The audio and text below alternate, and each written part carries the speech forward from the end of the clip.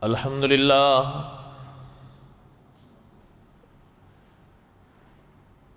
الحمد للہ نحمده ونستعینه ونستغفره ونؤمن به ونتوکل علیہ ونعوذ باللہ من شرور انفسنا ومن سیئات اعمالنا من يهده الله فلا مضل له ومن يضلله فلا هادي له ونشهد أن لا إله إلا الله وحده لا شريك له ولا نظير له ولا مشير له ولا معين له ولا وزير له ونشهد أن محمدا سيد الرسل وخاتم الأنبياء المبعوث إلى جميع الخلق بشيرا ونذيرا وداعيا إلى الله بإذنه وسراجا منيرا أما بعد أعوذ بالله من الشيطان الرجيم بسم الله الرحمن الرحيم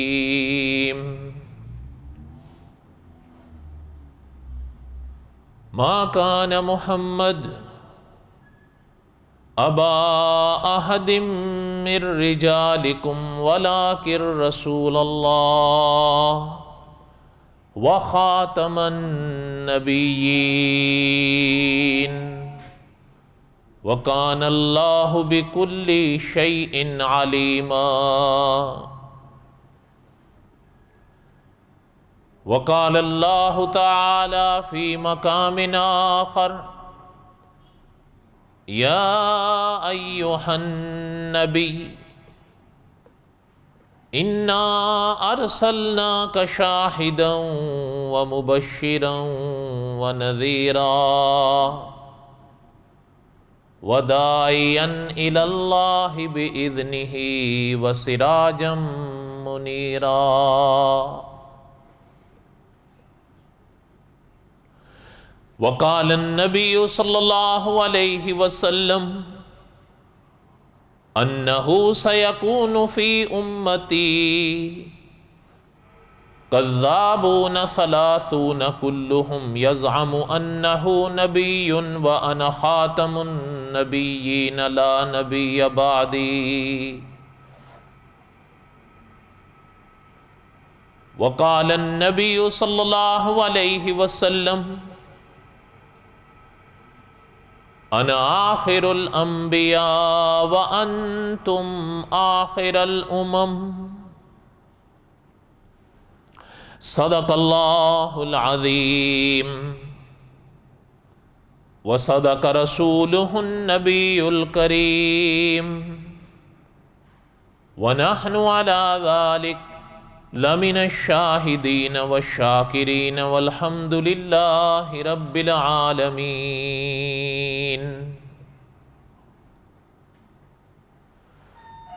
اللهم صل على محمد وعلى آل محمد كما صليت على إبراهيم وعلى آل إبراهيم إنك حميد مجيد اللهم بارك على محمد وعلى آل محمد كما باركت على إبراهيم وعلى آل إبراهيم إنك حميد مجيد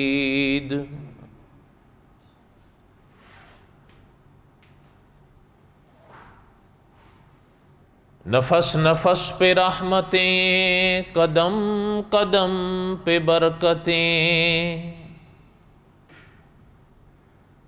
جہاں جہاں سے وہ شفیع آسیاں گزر گیا،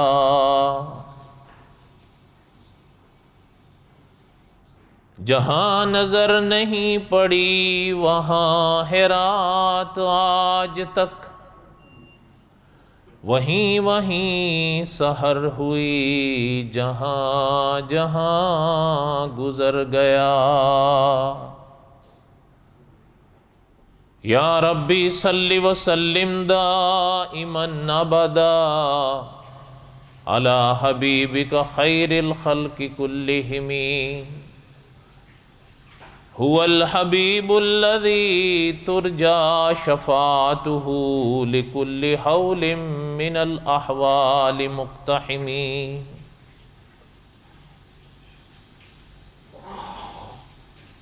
ہمہ قسم کی حمد و ثنا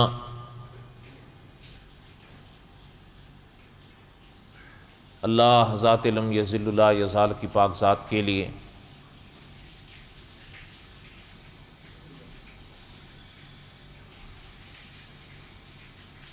صدق دل سے لا تعداد مرتبہ درود و سلام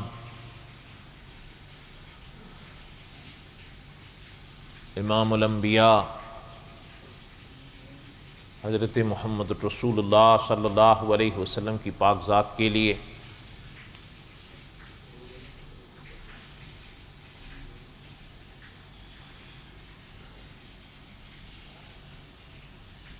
جمعے کے بیانات میں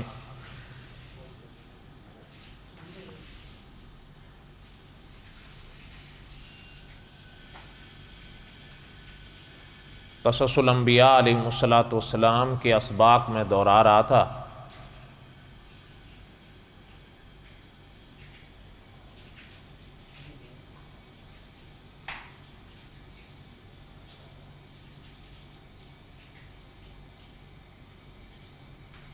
اور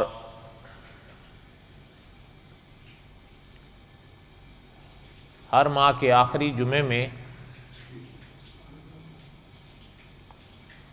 عقیدہ ختم نبوت پر میں چند باتیں دہراتا ہوں،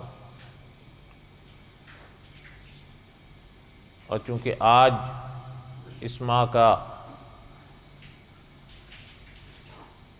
بلکہ میلادی کیلنڈر کے اس سال کا آخری جمعہ ہے اور آخری دن ہے، اس لیے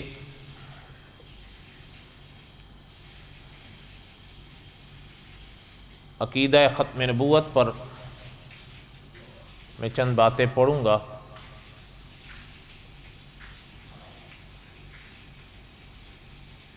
اور وہ سبق جو گزشتہ بار جہاں چھوڑا تھا وقت ختم ہونے کی وجہ سے وہیں سے انشاءاللہ پڑھوں گا۔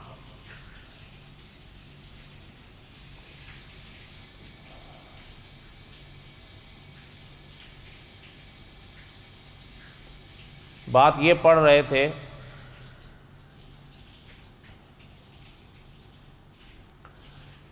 کہ آپ صلی اللہ علیہ وسلم کی حدیث پاک جو ابھی ابھی میں نے حمد و ثنا کے موقع پر پڑھی ہے،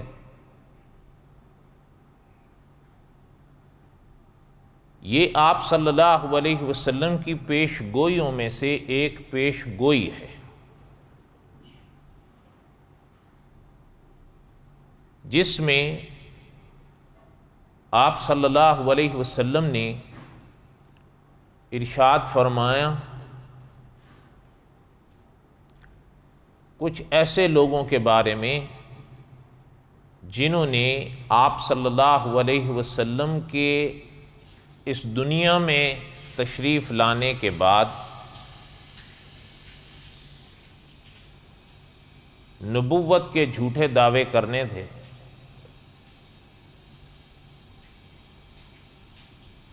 آپ صلی اللہ علیہ وسلم نے اس حدیث پاک میں ان کے بارے میں پیش گوئی فرمائی۔ اس حدیث پاک کے بارے میں ابتدائیے کے طور پر یا وضاحت کے طور پر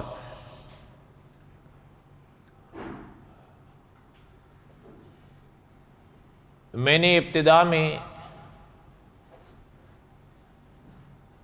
جو علماء نے اس حدیث پاک کی شرح لکھی ہے اس کو پڑھ دیا تھا.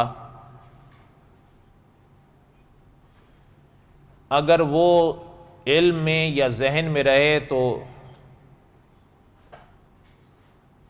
اس حدیث پاک کو سمجھنا اور آسان ہو جائے گا.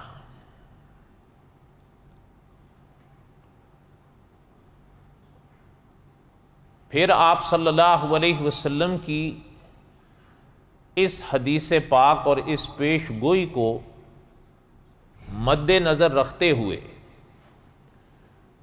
مولانا ابو القاسم رفیق دلاوری رحمۃ اللہ علیہ نے مدتوں پہلے آئمہ تلبیس کے نام سے ایک کتاب لکھی جس میں حضرت نے ایسے لوگوں کی تاریخ کو مدون کر دیا ہے جو آپ صلی اللہ علیہ وسلم کے زمانہ پاک سے لے کر مثلا مسلمہ کذاب سے لے کر، میں ایک مثالی بات کر رہا ہوں،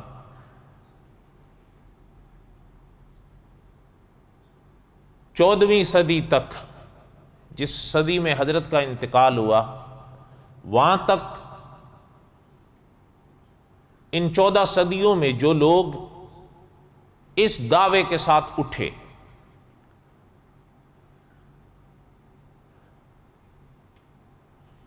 حضرت نے ان کی تاریخ کو اس کتاب میں محفوظ کیا. پھر اللہ تعالیٰ معاف فرمائے، کچھ ایسے لوگ بھی آئے اس دنیا میں جنہوں نے نہ صرف یہ کہ نبوت کے جھوٹے دعوے کیے، بلکہ یہاں تک بھی تاریخ میں ایسے لوگ آئے جنہوں نے الوہیت تک کے دعوے کیے، یعنی خدا ہونے کے دعوے کیے. نبوت تو اگلا مرحلہ رہا. ایک بات. پھر نبوت کے دعوے کیے، پھر کچھ ایسے آئے کہ انہوں نے مسیحیت کے دعوے کیے، یعنی حضرت مسیح ہونے کے دعوے کیے، اور کلام پاک یا احادیث طیبہ میں جو نشانیاں یا جو خوشخبریاں حضرت عیسیٰ بن مریم کے دوبارہ آنے پر ہیں وہ اپنے اوپر لگا دیں کہ اسے مراد ہم ہیں، اور پھر ان کی تعویلیں کی. چونکہ ظاہر تو ان پر نہیں بیٹھ رہا تھا تو پھر ان کی تعویلیں کی، جس کو آپ اپنی سادہ زبان میں ایسے سمجھ لیں تروڑ مروڑ کر اپنے پہ فٹ کی. اور پھر کچھ ایسے آئے انہوں نے مہدویت کے دعوے کیے، جیسے مسلمانوں کا عقیدہ ہے، ان 14-15 صدیوں سے چل رہا ہے کہ قیامت سے پہلے حضرت عیسیٰ بن مریم اس دنیا میں واپس تشریف لائیں گے. اسی طرح مسلمانوں کا اجماعی عقیدہ ہے کہ آپ صلی اللہ علیہ وسلم کی امت میں حضرت عیسیٰ علیہ السلام کے نزول سے پہلے حضرت مہدی کا جنم ہوگا، اور وہ آپ صلی اللہ علیہ وسلم کی امت میں سے ہوں گے، حضور کے امتی ہوں گے. اور احادیث طیبہ میں ان کی خوشخبریاں موجود ہیں. کسی سابقہ درس میں میں نے ان پر کئی باتیں عرض کر دی تھیں، خلاصے کے طور پر وہ بہت ہیں انشاءاللہ، ورنہ مولانا نور الحسن بخاری رحمۃ اللہ علیہ کے الفاظ کے گر کوئی نہ مانے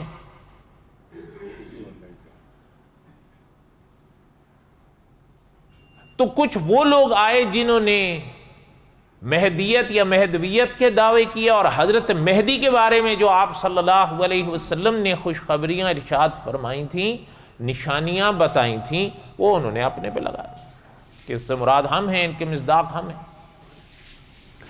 اور پھر تعویلیں کی، جیسے میں نے ابھی عرض کیا، آپ اپنی سادہ زبان میں ایسے سمجھیں تعویل کے لفظ کو کہ ترو مرو کے اپنے پہ فٹ کر لیں۔ اور اگر ساری نشانیاں ان میں نہیں تھیں، اور یقیناً نہیں تھیں، تو کسی اتفاق سے اگر ان میں ایک نشانی پائی گئی تو وہ اپنے کہ جی یہ تو ہے، باقی نہیں ہے تو یہ تو ہے۔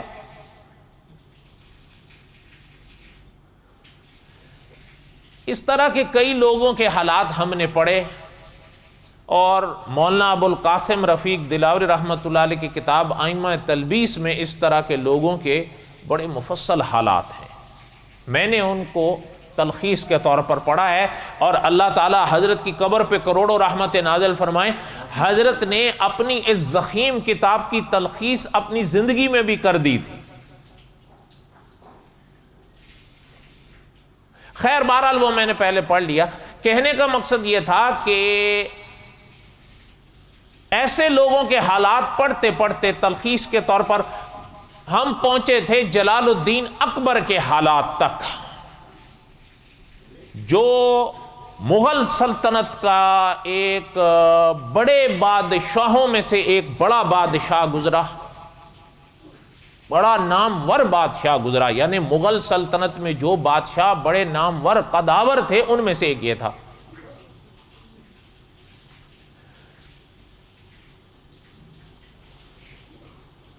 آپ کو یاد ہوگا میں نے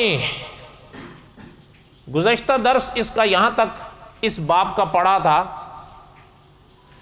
کہ ایک مسجد کی جگہ پر ایک برہمن نے قبضہ کیا، مسلمانوں نے اس سے واپسی کا مطالبہ کیا، بگڑ گیا، اور بگڑا اس طرح کہ نہ صرف یہ کہ مسلمانوں کو گالیاں دینے لگا، بلکہ تاریخ یہ بتاتی ہے کہ اس نے سرور کونین صلی اللہ علیہ وسلم کی شان تک میں بدتمیزی کر دی۔ اچھا پھر ظاہر بات ہے، اللہ تعالی محفوظ رکھیں، اللہ تعالی ہدایت نصیب فرمائیں، یہ کوئی چھوٹی موٹی بات تو نہیں ہے۔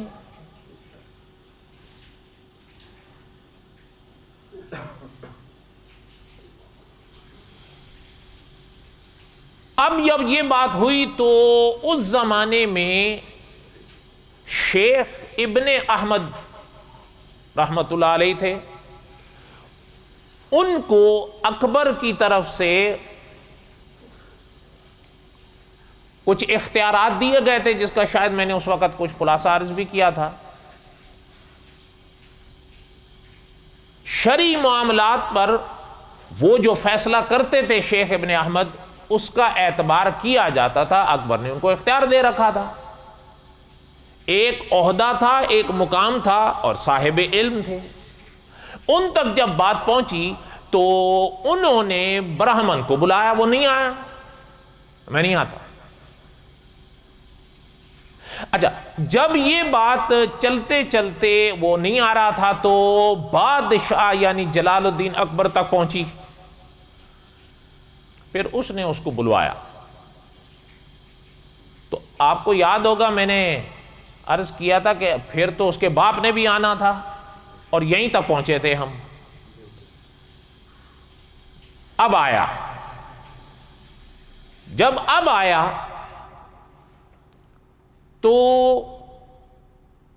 اب یہ بات وہاں پر جب چھڑی تو مولانا ابو القاسم رفیق دلاوری رحمت اللہ علیہ لکھتے ہیں کہ گواہیوں اور ثبوتوں کے ساتھ یہ ثابت ہوا کہ اس شخص نے یعنی برہمن نے سرور کونین صلی اللہ علیہ وسلم کی شان میں گستاخی واقعتاً کی تھی۔ اچھا یہ مسئلہ ہے بھی نازک،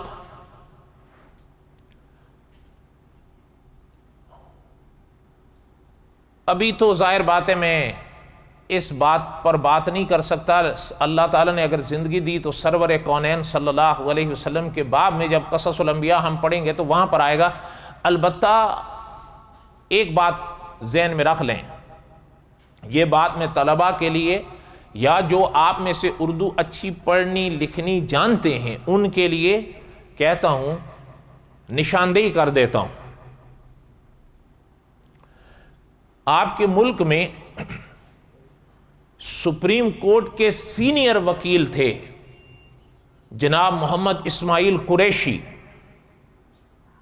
بہت پرانی بات ہے، یہاں بھی ایک دفعہ تشریف لائے تھے، لگ بھگ 25 سال پہلے کی بات ہے، ممکن ہے 27 سال بھی ہو گئے ہوں. جامع مسجد کولون کی دعوت پر آئے تھے جہاں تک مجھے یاد آ رہا ہے، اور وہیں ان کا بیان بھی ہوا تھا اور وہیں ان سے ملاقات بھی ہوئی تھی.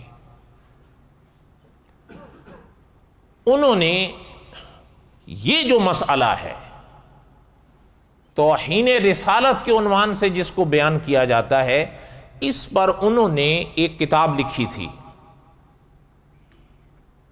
400 صفحات کی کتاب ہے وہ،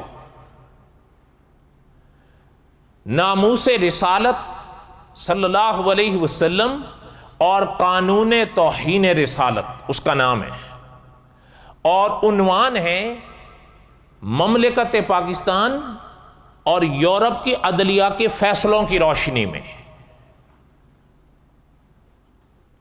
جہاں تک مجھے یاد آ رہا ہے 8 ابواب ہیں اس کتاب کے،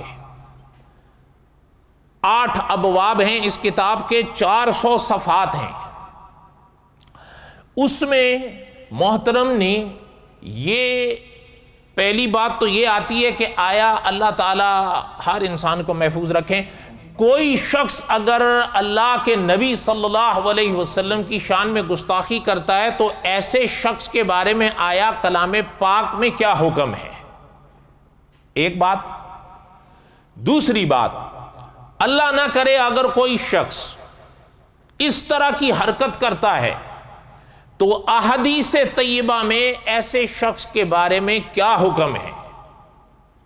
دیکھیں ایک بات سمجھیں، کچھ باتیں آپ صلی اللہ علیہ وسلم کی پاک زندگی میں سامنے آئیں، کچھ باتیں حضور علیہ الصلوۃ والسلام کی زندگی میں سامنے نہیں آئیں، صحابہ کی زندگی میں آئیں، اور کچھ باتیں صحابہ اکرام رضوان اللہ تعالی علیہم اجمعین کی زندگی میں بھی نہیں آئیں، بعد میں آئیں. مثال کے طور پر یہ جو مسئلہ ہے، اللہ تعالیٰ معاف فرمائے اگر کوئی شخص حضور علیہ الصلوۃ والسلام کے یا اللہ کی کسی باقی نبی کی شان میں گستاخی کرتا ہے تو اس کا کیا حکم ہے؟ اس طرح کے واقعے یا واقعات حضور علیہ الصلوۃ والسلام کی زندگی میں ہوئے تھے. آپ سمجھ سکتے ہیں آپ صلی اللہ علیہ وسلم کو جہاں اللہ تعالیٰ نے رسالت سے نوازا تھا، نبوت سے نوازا تھا، آپ صلی اللہ علیہ وسلم کو اللہ نے حکومت سے بھی نوازا تھا. جب یہ صورتحال ہوئی تھی تو دیکھا جانا چاہیے کہ آیا احادیث طیبہ میں آپ صلی اللہ علیہ وسلم نے ایسے لوگوں کے بارے میں کیا فیصلہ فرمایا تھا.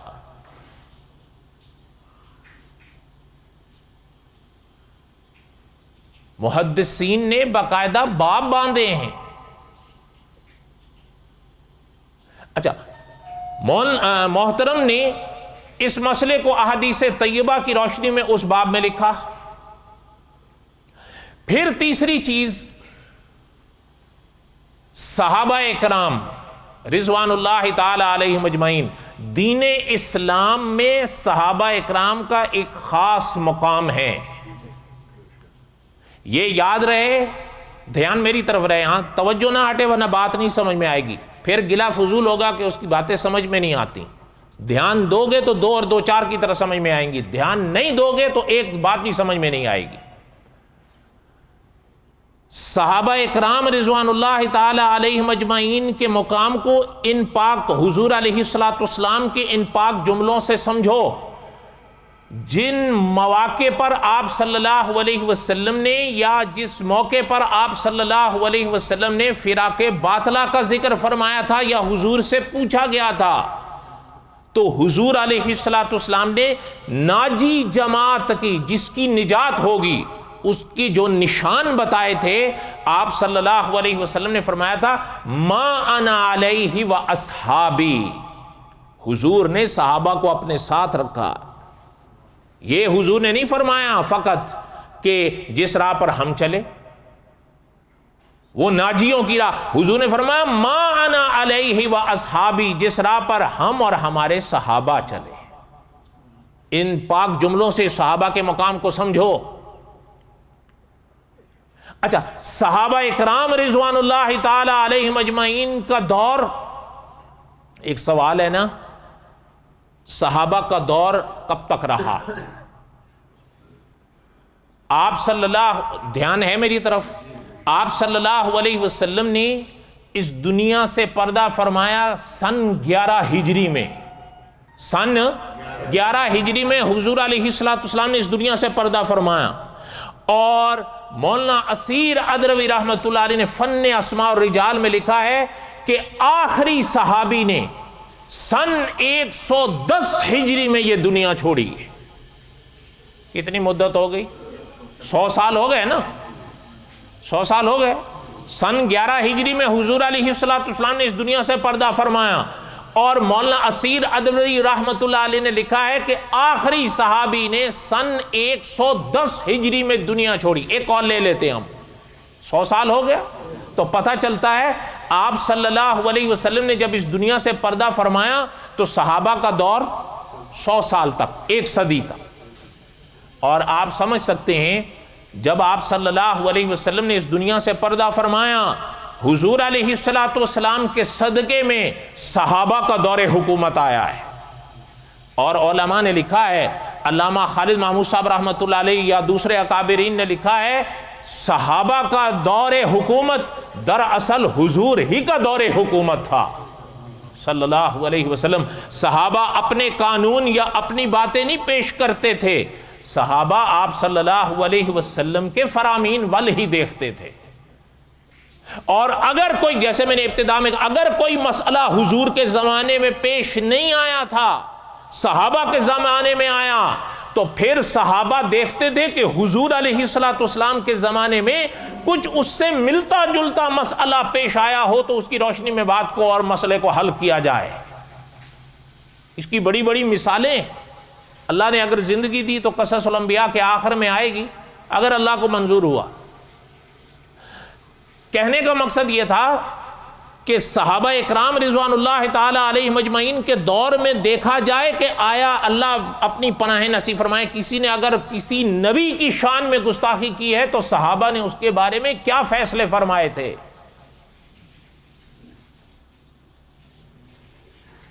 یہ محترم نے بات پیش کی اپنی اس کتاب میں کہ صحابہ نے ایسوں کے بارے میں کیا فیصلے فرمائے. پھر اس کے بعد امت میں جو بڑا عنوان ہے اہل سنت والجماعت یا اہل سنت و جماعت، ان میں 4 عنوان امت میں چلے. حالانکہ یہ یاد رہیں یہ اہل سنت و جماعت کے ہی 4 نام ہیں، حنفی، شافعی، مالکی اور حنبلی. یہ اہل سنت کے ہی 4 عنوان ہیں، یہ علیحدہ نہیں ہے.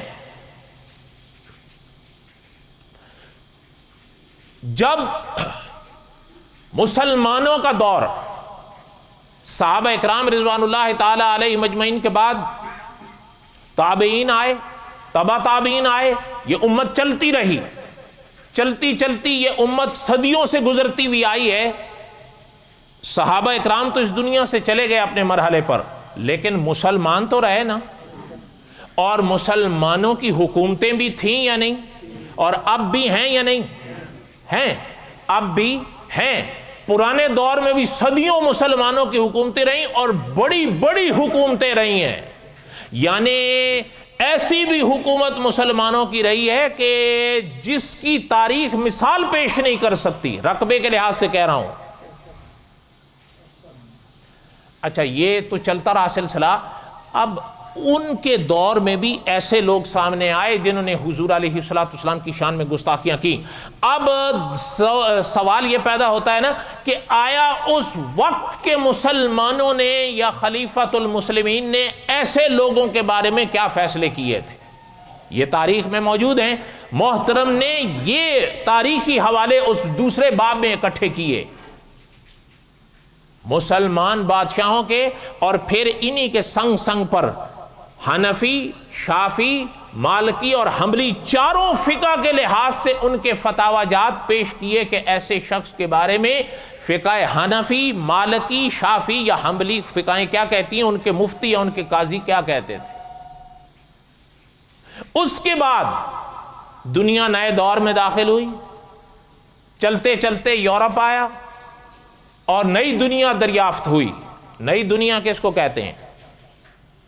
امریکہ کو. کس کو کہتے ہیں؟ ہاں، اس کو پرانے جغرافیہ کی کتابوں میں آپ دیکھیں تو اس کو نئی دنیا سے تعبیر، اس لیے کہ یہ بعد میں دریافت ہوا ہے نا، اس لیے اس کو پرانے دور میں پرانے لوگ نئی دنیا کہتے تھے. آپ کو بھی تو یاد ہے، اب بھی تو یاد ہوگا. اب یہ نام گم ہونے لگا ہے. ہم جب چھوٹے چھوٹے ہوتے تھے، انگلینڈ کو انگلینڈ کون کہتا تھا؟ انگلینڈ کہتا تھا. کیا کہتا تھا؟ ولایت. آپ کسی کو کہو، ان کو کیا پتا ولایت کیا ہوتی ہے؟ اچھا، جب ان کا دور آیا آپ سمجھ سکتے ہیں سیاسی طور پر یہ چھا گئے، سیاسی طور پر یہ چھا گئے اور ہمارے مغلوب ہو گئے. جب یہ ہوئے تو عدالتیں تو ان کے ہاں بھی ہیں. دھیان دینا میری طرف. یہ طبقے یا یہ لوگ آپ صلی اللہ علیہ وسلم کو اللہ کا رسول نہیں مانتے، اس میں کوئی شک نہیں ہے. یہ لڑائی جھگڑے کی بات نہیں، یہ ان کے عقیدے ہیں. میں آپ سے وہ حضور کو اللہ کا نبی مانتے ہیں؟ وہ نہیں مانتے. نہ یہودی مانتے ہیں اور نہ ہی عیسائی مانتے ہیں. اور اس وقت یہ دنیا کی جڑوں میں بیٹھے ہوئے ہیں. عدالتیں ان کی بھی ہیں اور خوبیاں خامیاں سب میں ہوتی ہیں. لیکن پیچھے پلٹ کے اگر دیکھا جائے، حضرت موسیٰ علیہ السلام ایسی شخصیت گزری ہیں اس دنیا میں جس کے بارے میں نے کئی سابقہ درس میں عرض کیا تھا کہ محترم کی نبوت پہ سارے اکٹھے ہیں، ہم بھی، عیسائی بھی. اور اچھا، حضرت عیسیٰ بن مریم پر آؤ. حضرت عیسیٰ بن مریم کو یہودی نہیں مانتے. مانتے ہیں؟ سوال ہی نہیں پیدا ہو، نہیں مانتے. یہ کوئی ڈھکی چھپی بات نہیں، وہ کسی صورت نہیں مانتے. اب بھی نہیں مانتے. حضرت عیسیٰ کے بارے میں جتنی پیش گوئیاں پرانی بائبل میں ہیں، یہودی آج بھی ان پیش گوئیوں کے مصداق کے منتظر بیٹھے ہوئے ہیں. وہ آج بھی کہہ رہے ہیں وہ پیش گوئی والے ابھی تک نہیں آئے ہیں، وہ آج بھی منتظر ہیں. عیسائی کہتے ہیں آ گئے ہیں، وہ کہتے ہیں ان پیش گوئی کے مصداق حضرت عیسیٰ بن مریم ہیں. یہودی نہیں مانتے، وہ کہتے ہیں نہیں، وہ ابھی تک نہیں آئے. پیش گوئیوں کو مانتے ہیں لیکن کہتے ہیں مصداق حضرت عیسیٰ بن مریم نہیں ہے. اچھا، یہودی تو نہیں مانے لیکن حضرت عیسیٰ بن مریم کو آپ اور ہم تو مانتے ہیں. بولو تو صحیح. اچھا، اب بات کو ذرا سمجھیے گا. دنیا میں سیاست یا جغرافیہ کے تحت یہ سپر پاور بنے ہیں، اسلامی لغت کے لحاظ سے نہیں. اسلامی لغت کے لحاظ سے تو سپر پاور کون ہے؟ زبانی یہ ڈکشنریاں جو آپ کہہ لیں، جغرافیوں کے کہہ لیں، لوگوں کی کہہ لیں، کے تحت یہ بنے. اور یہ دو تھے جب ہم چھوٹے چھوٹے تھے. اب کتنے ہیں؟ ان کے تحت جو عدالتیں بنی، ان میں جو قانون بنے، یہ باتیں ان کے ہاں بھی آئیں. کچھ ایسے لوگ منظر پر آئے، انہوں نے حضور علیہ السلام کی شان میں گستاخیاں کی. انہوں نے سزا دینی تھی. ان کی عدالت کیوں سزا دے گی؟ وہ اللہ کے حضرت محمد رسول اللہ کو اللہ کا نبی نہیں مانتے، تو وہ جس کو کہتے ہیں قانون توہین رسالت، وہ ایسے شخص پہ کہاں نافذ کرنا تھا ان کی عدالت؟ اس لیے وہ تو حضور کو مانتے ہی نہیں ہے، اللہ کا نبی. آپ سمجھ رہے ہیں بات کو؟ نہیں. ہاں، انہوں نے اب حضرت موسیٰ کو تو مانتے تھے نا، بولو، حضرت عیسیٰ کو تو مانتے تھے نا، لیکن ایسے لوگ بھی منظر پر آئے جنہوں نے حضور کی توہین کی. ان میں کچھ ایسے لوگ بھی منظر پر آئے، انہوں نے حضرت عیسیٰ کی بھی توہین کی. اب ان کی جو عدالتیں تھیں وہ حرکت میں آئیں. اب سوال یہ پیدا ہوا کہ ان کی عدالتوں نے یعنی یورپ یا امریکہ کی عدالت نے ایسے لوگوں کو کیا سزائیں دیں. پتہ تو چلے نا. آیا چھوڑ دیا جس طرح حضور کی شان میں گستاخی کرنے والوں کو چھوڑا بلکہ ان کو تو تحفظ دیا. تو جنہوں نے حضرت عیسیٰ کے شان میں گستاخیاں کی ان کے بارے میں آیا ان کی عدالتوں نے کیا فیصلے کیے تھے؟ یہ تو تاریخ میں ہے, میں اور آپ نہیں جانتے, الگ بات ہے.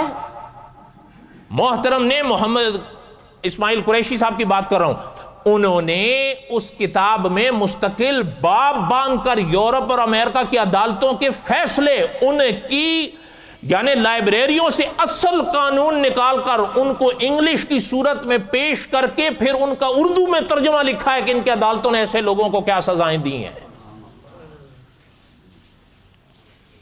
آج مسلمان اگر بات کرے تو وہ یا تو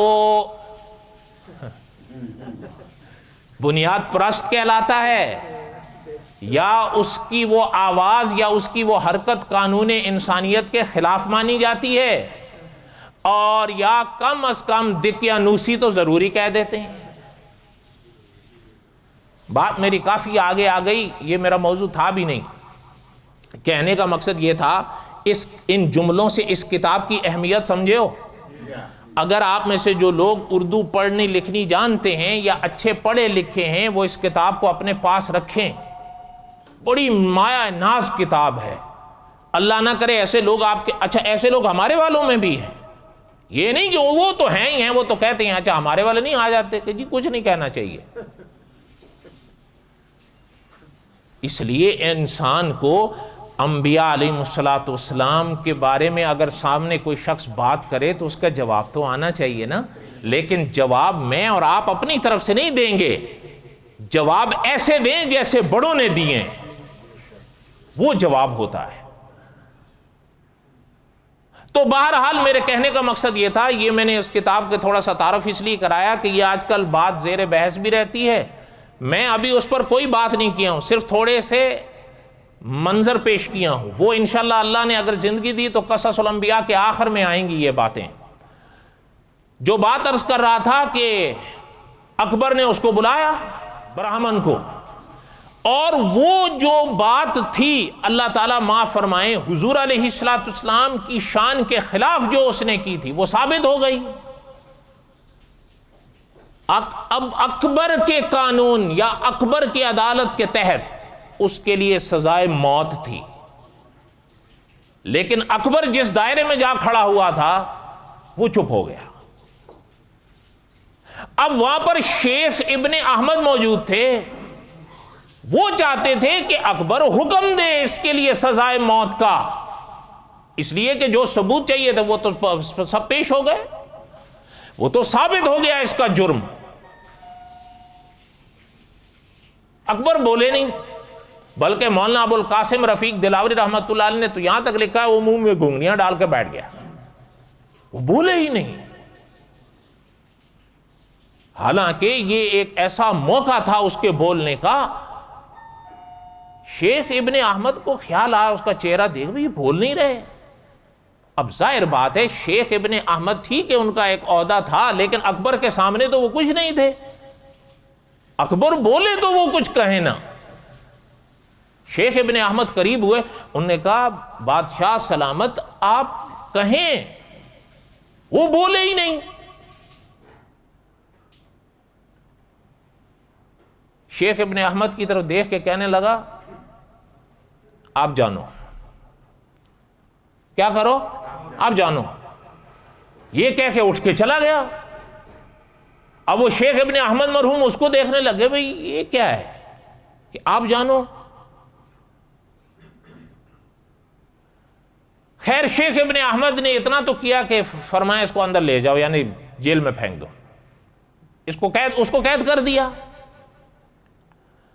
قید کر دیا, لیکن ایسے لوگوں کی سزا جو اکبر کے دور میں قانون میں مدون تھی یا محفوظ تھی یا قانون وہ یہ تھا کہ ایسے لوگوں کی سزا سزائے موت ہے. لیکن یہ یاد رہے کہ وہ سزا عوام نے نہیں دینی تھی, وہ سزا کس نے دینی تھی؟ اچھا اب وہ جب گئے تو شیخ ابن احمد نے پوری کوشش کی کہ بھئی کسی طریقے سے اکبر اس بات کو دہرائے. اس کا دہرانا شرط تھا. وہ پھر آئے, کئی دن گزر گئے. مولانا دلاوری رحمت اللہ علیہ نے لکھا کئی دن تک تو وہ قید ہی رہا.